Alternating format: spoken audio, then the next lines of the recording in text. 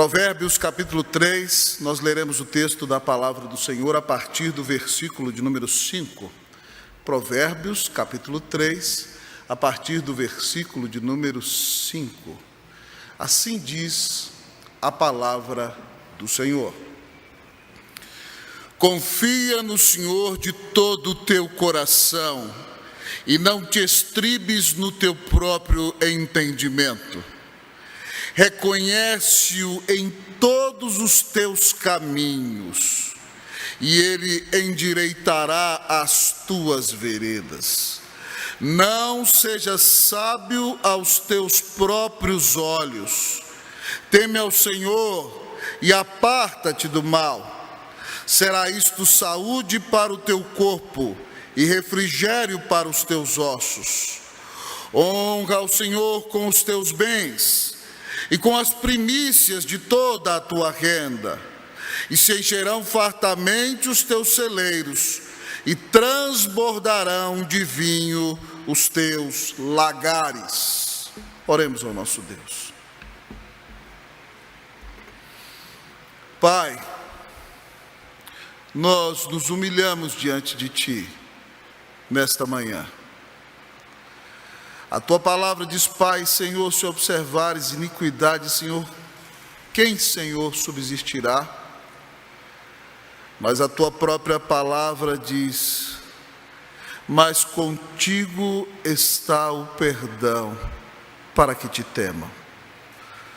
O Teu povo só está aqui, ó Pai, nesta manhã, porque Tu nos amaste, porque Tu nos perdoaste, porque Tu deste Cristo na cruz para nos salvar.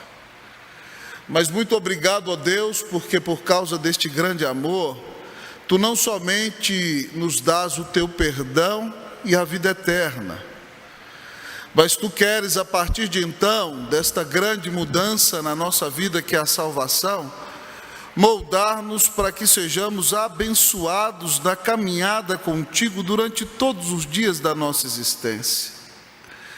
Então, ó Deus, nesta manhã ensolarada na cidade de São Paulo, eu quero te pedir, ó Deus, que o Senhor abra o entendimento de cada um de nós, que o Senhor abra o coração de cada um de nós, que nosso coração seja solo, ó Deus, ó Pai, fértil para a Tua palavra, que ao ouvi-la nós ouçamos o próprio Senhor Jesus falando conosco por meio das Escrituras.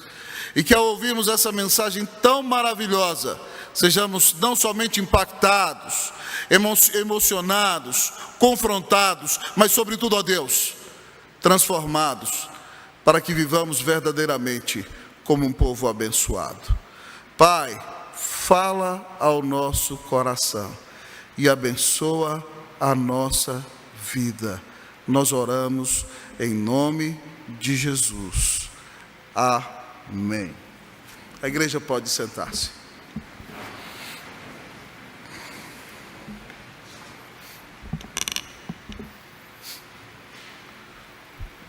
Você se lembra de algum conselho que o teu pai te deu quando você ainda era uma criança?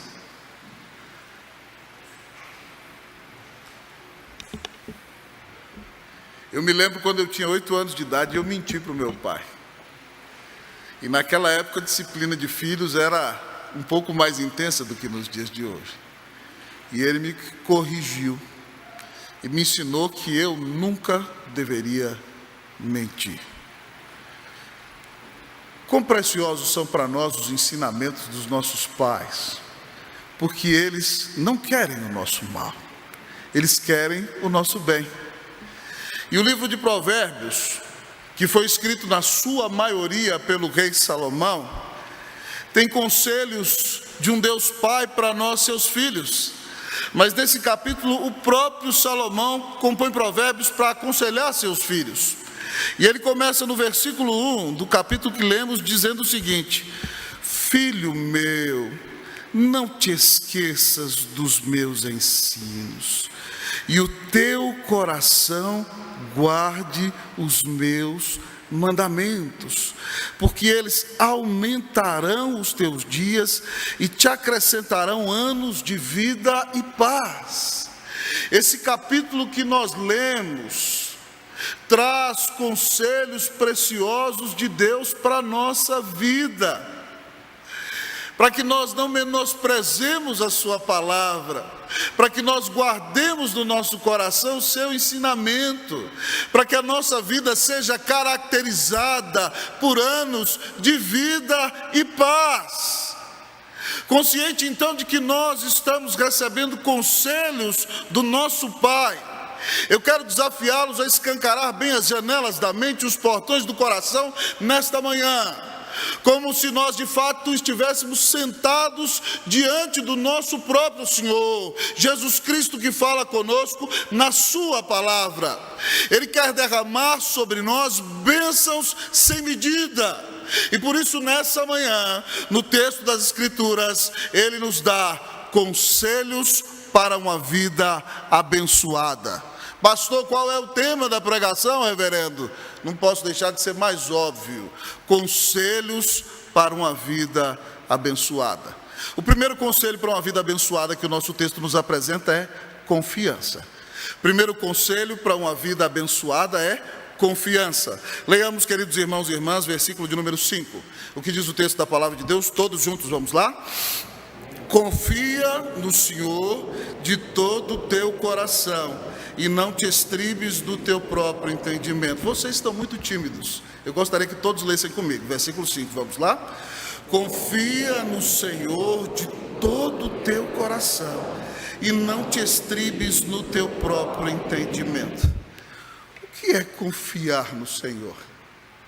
Se eu andar na rua e perguntar às pessoas se elas acreditam que Deus existe, a maioria delas provavelmente ainda me dirá que acredita. Também que acredita em Jesus. Mas quando nós olhamos para esse versículo de número 5 de Provérbios, capítulo 3, ele nos ensina o que é verdadeiramente confiar no Senhor. E confiar no Senhor, em primeiro lugar, esse versículo nos diz que é uma confiança total. Ele diz aqui: confia no Senhor de todo o teu coração.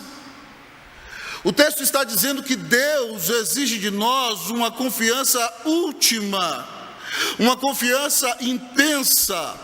E a palavra usada no hebraico para coração não é esse órgão maravilhoso que nós temos aqui, do lado esquerdo do peito, que bombeia sangue para todo o nosso corpo. Não. Coração, na mentalidade hebraica, era a sede da sua personalidade, o âmago do seu ser. Eles acreditavam que o coração estava nas entranhas, porque eles acreditavam que dali jorravam as fontes da vida.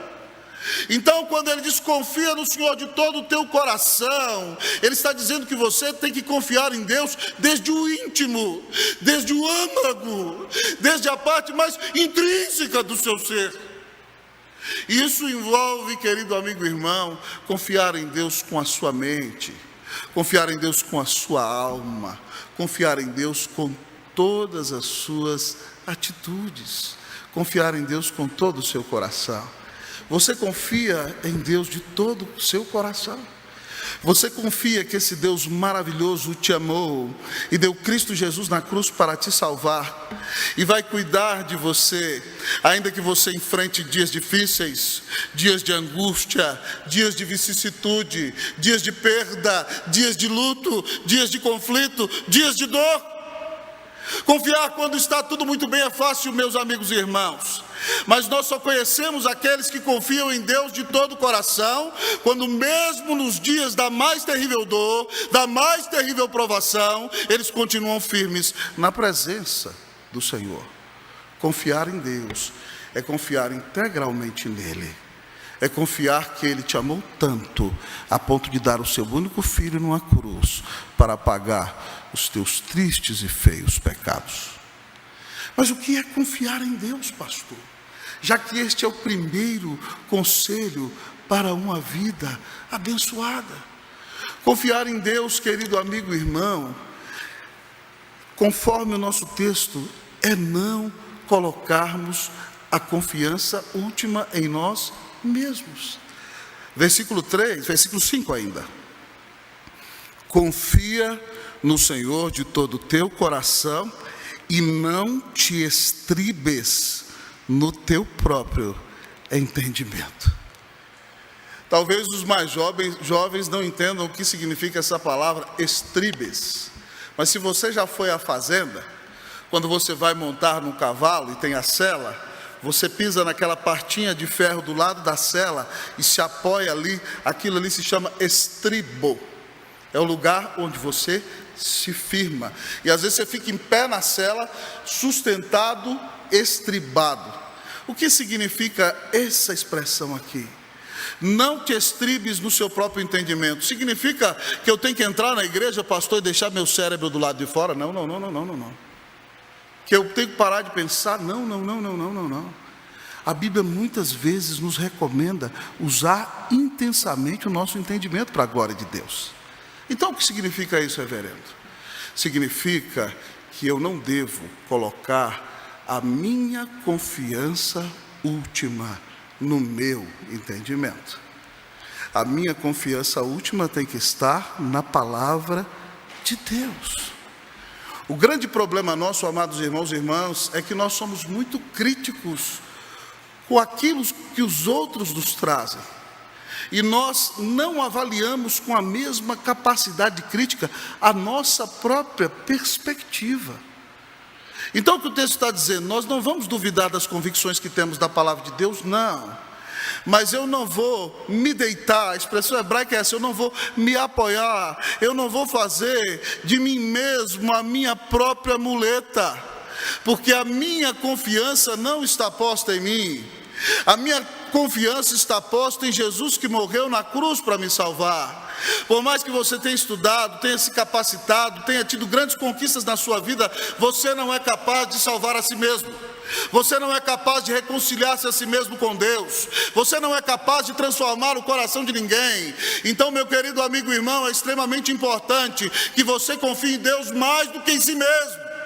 Que você confie em Deus mais do que na sua própria sabedoria, na sua própria capacidade. Isso significa que você tem que avaliar todos os seus pensamentos à luz da palavra de Deus. Será que eu estou pensando corretamente? Será que eu estou julgando corretamente? Nessa decisão, eu estou me guiando pela minha própria intuição ou eu estou me guiando pelo ensinamento da palavra de Deus? Se nós aplicarmos isso em todos os detalhes da nossa vida, irmãos, que vida abençoada nós teremos. Quando nós vamos tomar uma decisão em casa, nós analisamos se estamos tomando essa decisão de acordo com a palavra de Deus. Quando nós vamos tomar uma decisão na igreja, nós avaliamos se estamos tomando essa decisão de acordo com a palavra de Deus. Confiar no Senhor significa entregar-se totalmente a Ele. E significa, ainda usando o seu próprio entendimento, colocar a sua confiança última no Senhor e não em você. Que Deus tenha misericórdia de nós, que Ele nos dê um coração que confia nele de todo o coração. Amém, meu irmão? Primeiro conselho para uma vida abençoada: confiança.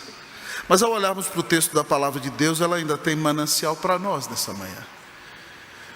Pastor, que outro conselho esse Pai maravilhoso quer nos dar para que tenhamos uma vida abençoada?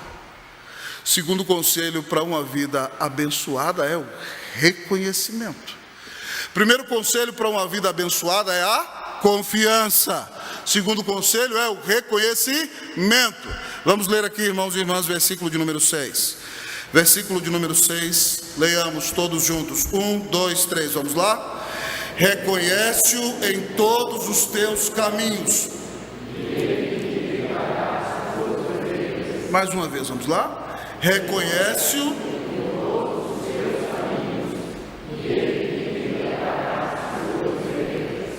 Amados irmãos, essa expressão reconhece-o em todos os teus caminhos significa pelo menos 3 coisas. Esse é um verbo usado no hebraico chamado yadá. E reconhecer a Deus em todos os nossos caminhos significa, em primeiro lugar, reconhecer qual é a vontade dEle para a nossa vida em todas as áreas da nossa vida. Qual é a vontade de Deus para mim no meu relacionamento com Ele? Está na palavra de Deus. Qual é a vontade de Deus para mim no meu relacionamento com a minha esposa? Como eu devo atuar nesse relacionamento? Como ela deve atuar comigo? Qual é a vontade de Deus para mim no meu relacionamento com os meus filhos? Como eu devo atuar com eles e eles comigo? Qual é a vontade de Deus para mim no meu trabalho? Como eu devo tratar o meu chefe e como eu devo tratar aquele que está debaixo da minha liderança no trabalho? Como eu devo atuar no meu relacionamento com os irmãos da igreja, com o meu pastor, com os meus presbíteros, com aqueles que se relacionam comigo? Reconhecer o Senhor em todos os meus caminhos significa em todos os meus relacionamentos aplicar na minha vida os princípios da palavra de Deus. Mas em segundo lugar, esse verbo também significa conhecer intimamente. Esse é o verbo usado lá em Mateus 1,25 para dizer que José não teve relações sexuais com Maria até que Jesus nascesse. O texto diz: contanto não a conheceu até que Jesus nascesse. Ele só a tomou como esposa depois que Jesus nasceu. Então Yadá significa conhecer intimamente. Foi o verbo usado para dizer como o homem conhece a sua mulher. Então, quando eu olho para esse verbo, conhece a Deus em todos os seus caminhos, significa que eu tenho que buscar um relacionamento íntimo e pessoal com Deus em todas as áreas da minha vida. Significa que eu tenho que ser um homem que leva a sério o seu dia de estudo da palavra de Deus, que tem tempo todos os dias para orar ao Senhor, que clama a bênção do Senhor no seu relacionamento dentro de casa, que clama a bênção do Senhor no seu trabalho, e que em todas as áreas da sua vida deseja estar próximo de Deus, deseja ter comunhão com Deus, deseja amar o Senhor, deseja ser cheio do Espírito Santo e invocar a presença de Deus. Reconhecer a Deus em todos os meus caminhos significa buscar estar pertinho dele em tudo que eu fizer, para a honra e para a glória do nome de Jesus. Mas pastor, o que mais significa esse verbo aqui? Significa buscar a vontade de Deus para todas as áreas da minha vida, e significa buscar ter intimidade com Ele durante cada momento, em cada lugar em que eu estou. Mas significa também, amado irmão, ter percepção e discernimento espiritual do que Deus está fazendo. E isso é um grande desafio, porque o texto diz: reconhece o Senhor em todos os teus caminhos. Há momentos nos quais, queridos amigos e irmãos, o Senhor nos visita com uma tragédia. Vai ter um dia, ou talvez já teve na sua família, que você foi com alguém tão amado ao doutor, e ele abriu o exame e disse: é câncer. E parece que o chão se abriu. O que Deus quer me ensinar nesse momento tão terrível? Reconhece-o em todos os teus caminhos. Quando uma porta se fecha para você, você tinha um sonho, uma expectativa, e Deus, na sua soberania, não permitiu que aquela porta se abrisse. O que Deus quer que você aprenda nessa situação? Quando você esperava que alguém te tratasse de alguma maneira e aquela pessoa não te tratou da maneira como você esperava, o que Deus quer te ensinar com isso? Nós precisamos, irmãos e irmãs, ter discernimento espiritual e entender: Deus, o que o Senhor quer me ensinar com isso? Será que o Senhor não quer me ensinar a ser mais humilde? Será que o Senhor não quer me ensinar a ser mais dependente? Será que o Senhor não quer me ensinar a ser paciente? Irmãos, o grande problema das orações é que Deus responde. Eu não sei se já aconteceu com você, mas toda vez que eu oro, eu falo assim: Senhor, me dá paciência. Para que fazer essa oração? Meu Deus do céu, o caos acontece ao meu lado. É encrenca de manhã, de tarde, de noite, de todo lugar. Você fala: Senhor, o Senhor responde rápido demais. Mas é assim, irmãos. É por meio das provas e das dificuldades que o Senhor vai moldar a nossa vida e vai nos fazer crescer espiritualmente. Então você precisa reconhecer a Deus, buscar a vontade dEle para você, em todas as áreas da sua vida. E Ele faz uma promessa. O que vai acontecer, pastor, se nós fizermos isso? Ele diz aqui nesse mesmo versículo: Ele endireitará as tuas veredas. Se você buscar a vontade de Deus em sua vida, o Senhor vai te guiar pelo caminho reto. Ele vai te ensinar a viver do jeito dele, para a glória dele. E você vai sair dessa vida de revolta, de quem não consegue nem escutar um sermão no templo, porque tem o coração tão endurecido. Ele vai endireitar as suas veredas e vai te colocar no caminho do Senhor, vivendo para a honra e para a glória do nome de Jesus. Que Deus tenha misericórdia de nós e nos dê um coração que se parece ao coração do Filho de Deus.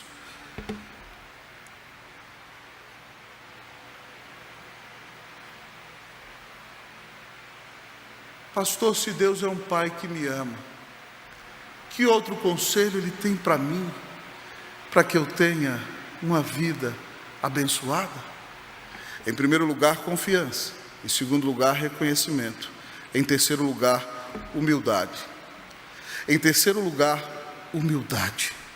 Leamos, irmãos e irmãs, versículo de número 7 e 8. Eu vou ler uma vez, a igreja lê a segunda vez. Não seja sábio aos teus próprios olhos.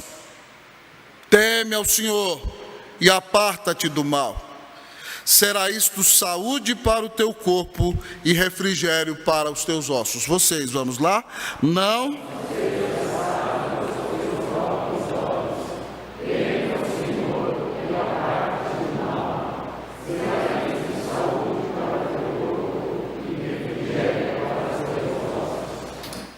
Nós conhecemos um grande atleta dos dias de hoje, que quando trabalha intensamente, e é louvável a sua atitude, mas quando ele tem um grande desempenho no seu esporte, ele chega lá e fala assim: eu estou aqui, eu estou aqui, né?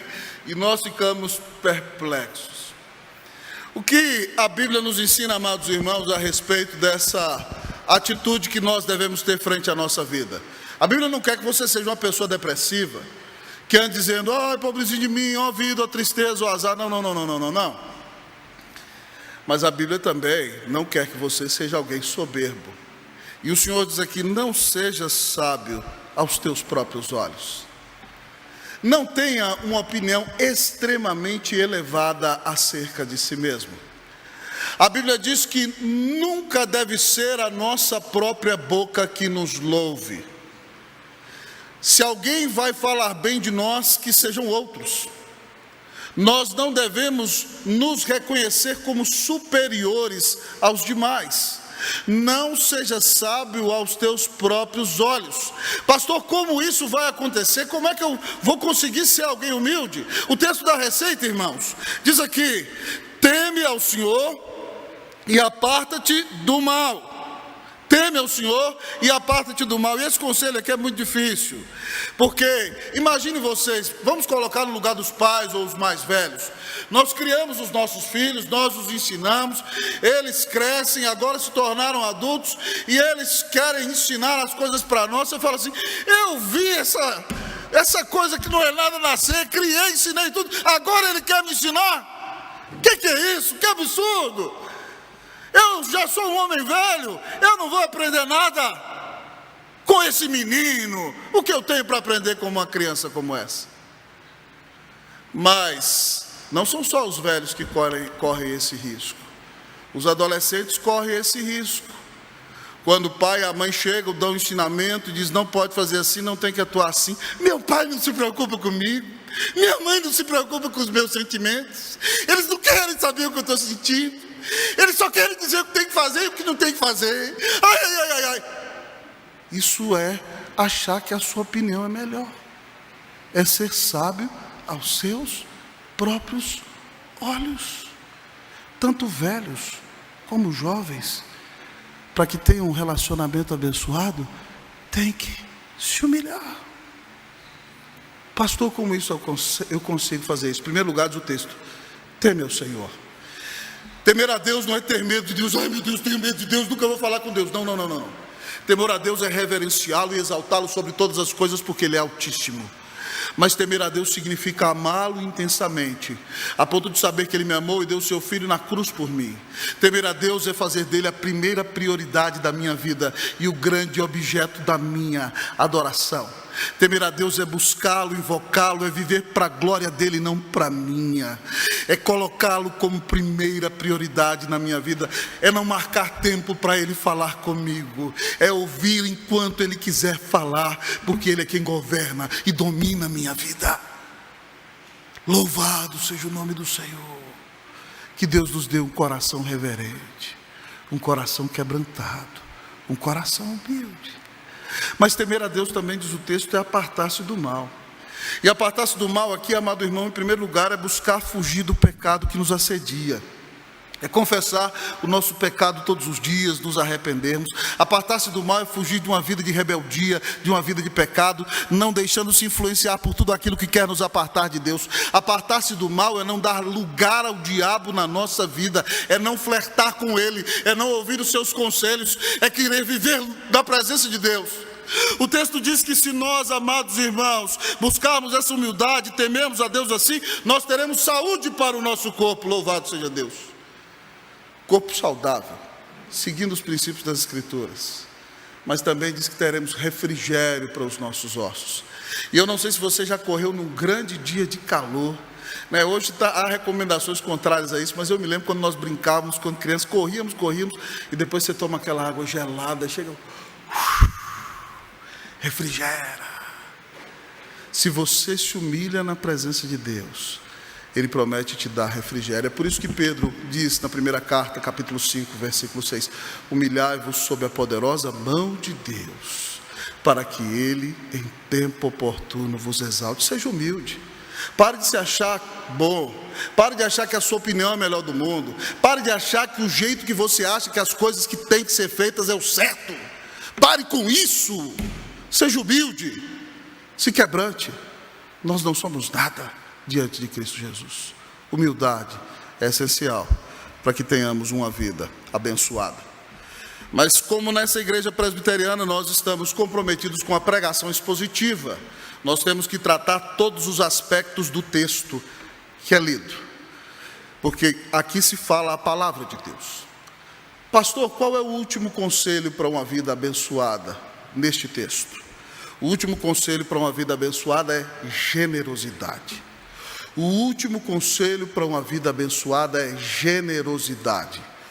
Versículos 9 e 10. Versículos 9 e 10. Eu vou ler o 9 e a igreja lerá o 10. Não leiamos todos juntos o 9 e vocês continuam lendo o 10. Honra ao Senhor com os teus bens e com as primícias de toda a tua renda. Vocês o 10.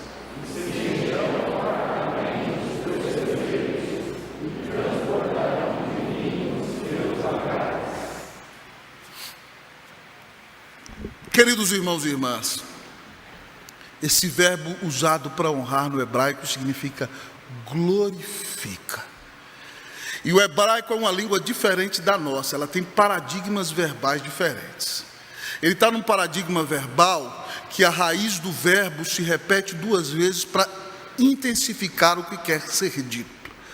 Então, aqui está dizendo, em outras palavras, honra, mas honra mesmo. Glorifica a Deus intensamente. E aqui ele diz aqui, honra ao Senhor. E como que nós devemos honrar ao Senhor? Principalmente num dia em que nós andamos nesse país e vemos, infelizmente, falsas igrejas querendo se preocupar somente com o que há no bolso das pessoas. Ainda que haja pessoas que infelizmente têm objetivos equivocados, nós não podemos deixar de pregar a verdade porque eles fazem as coisas erradas. E aqui o texto diz aqui, honra ao Senhor com os teus bens. O que significa isso? Deus é soberano, irmão, e Ele é dono de todas as coisas. A casa que você mora é sua por um tempo. Um dia você vai morrer, ela vai ficar. O que a Bíblia diz que de Deus é a terra e tudo que nela se contém. Então tudo que eu e você temos é emprestado. Essa gravata aqui está debaixo da minha administração, mas é de Jesus. Tudo é dele. O apartamento que eu moro é dele. O carro que eu dirijo é dele. A esposa que eu tenho é dele, os filhos que ele me deu são dele, tudo é dele. Então significa que eu tenho que administrar os meus recursos para a glória dele. Mas a palavra diz para nós que somos membros da igreja de Cristo Jesus: honra o Senhor com os teus bens e com as primícias de toda a tua renda. Você que é membro da igreja sabe que a Bíblia ensina que todos nós, inclusive este pastor, quando recebe o seu salário, a primeira coisa que faz é separar o seu dízimo. A Bíblia ensina isso. Deus nos dá 100% da nossa renda, 90% ele diz, você administra, 10% eu administro. E ele não diz que nós administramos o dízimo, porque a pessoa diz, não, eu vou dar 5% do dízimo para a causa social, 3% eu vou dar para ajudar o vizinho, e 2% eu dou para a igreja. Não, lá diz, trazei todos os dízimos à casa do tesouro. Tesouro, a Bíblia diz isso.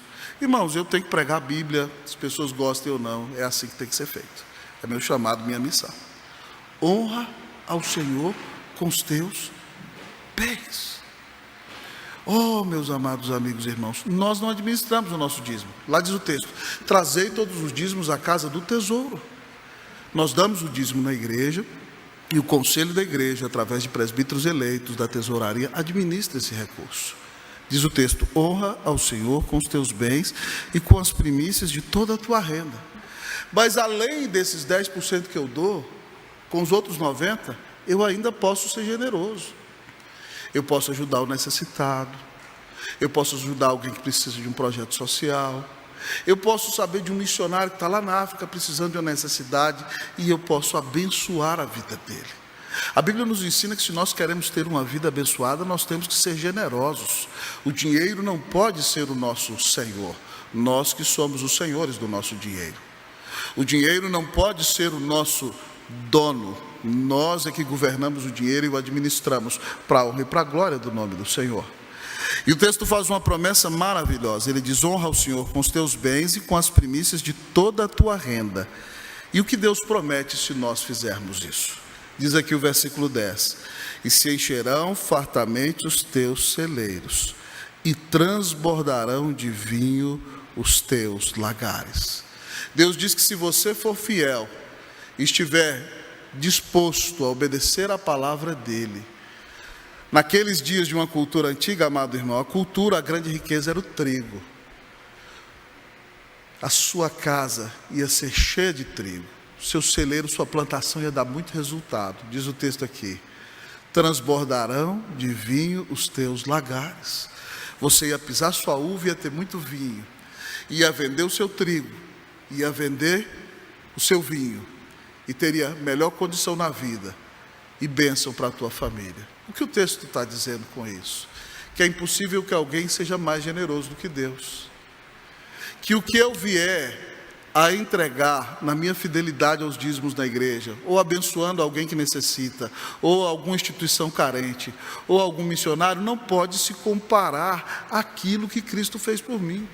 Por que eu posso ser generoso? Porque a Bíblia diz em João 3,16 que Deus amou ao mundo de tal maneira que deu o seu Filho unigênito para que todo aquele que nele crê não pereça, mas tenha vida eterna. Se Deus deu o único Filho dele na cruz do Calvário por amor de mim, nada que eu vier a dar se compara ao que Ele já deu por mim. Ele já deu a vida eterna, Ele já deu a salvação. Então por isso o dinheiro não precisa ser o meu Deus. Eu posso honrar o Senhor com as minhas primícias, e Ele vai me abençoar. É promessa dele, não é promessa do pastor Roster, é promessa da palavra de Deus. E Ele vai me abençoar. Mas quando eu fizer isso, eu estou demonstrando que o meu Deus não é o dinheiro, o meu Deus é o Senhor, que me libertou da escravidão do dinheiro. E se Ele me der prosperidade, vai ser para glorificá-lo, para dar uma boa condição à minha família, para cuidar dos necessitados e para abençoar a sociedade. João Calvino ensinava isso em Genebra, irmãos. Qual é o propósito dos nossos recursos? Primeiro objetivo dos nossos recursos, irmãos, é sustentar a nossa família com dignidade. Depois nós sustentamos a obra de Deus, e depois nós cuidamos do necessitado. E você sabe que as nações que seguiram esses princípios de administração prosperaram conforme o ensino da palavra de Deus. Que Deus tenha misericórdia de nós, irmãos. que tudo na nossa vida, inclusive o nosso bolso, seja convertido, para a honra e para a glória do nome de Jesus. Você ouviu nessa manhã conselhos para uma vida abençoada, mas talvez você me diga: pastor, o que acontece quando eu não conseguir confiar? Lembre-se que alguém confiou por você quando na cruz disse: Pai, nas tuas mãos entrego o meu espírito. Qual o nome dele? Pastor, quando eu falhar em reconhecer a Deus em todos os caminhos da minha vida, quem pode me ajudar? Lembre-se de alguém que, enquanto esteve nessa terra, disse: a minha comida e a minha bebida é fazer a vontade daquele que me enviou, reconhecendo a seu Pai em todos os seus caminhos. Qual é o nome dele? Pastor, quando eu não conseguir me humilhar, quando a minha soberba me dominar, quando o orgulho dominar meu coração, até estando dentro do templo, do lugar sagrado, ouvindo a palavra, quem poderá me ajudar, pastor? Aquele que disse: tomai sobre vós o meu jugo e aprendei de mim, porque sou manso e humilde de coração, e achareis descanso para a vossa alma, porque o meu jugo é suave e o meu fardo é leve. Qual é o nome dele? Pastor, quando eu estiver lutando contra a mesquinharia, o amor ao dinheiro, a miséria no meu coração, quem poderá me ajudar? Aquele que disse em João 10:11: eu sou o bom pastor dá a sua própria vida pelas ovelhas. Qual é o nome dele, irmãos?